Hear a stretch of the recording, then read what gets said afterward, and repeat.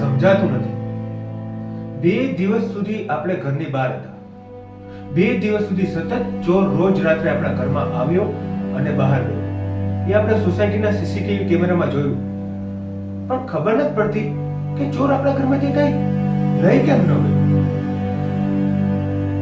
કઈ લઈ નથી ગયો, પણ કઈક મૂકી જરૂર ગયો છે. મૂકી ગયો? પણ શું? આ ચિઠ્ઠી મૂકી ગયો છે. ચીઠી? શું લખ્યું છે? તો સાંભળો બેન, ઘરમાં સોના ચાંદીના દાગીના અને રૂપિયા ન મૂકો તો કાંઈ નહીં, પણ થોડુંક અનાજ કરિયાણું તો મૂકતા જાઓ. હું ફેમિલી વાળો માણસ છું. ભર્યો હજી લખ્યું છે.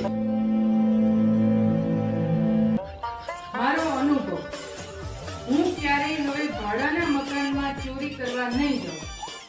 તમારો વિશ્વાસો ફેમિલી ચોર. 哎呦我的妈！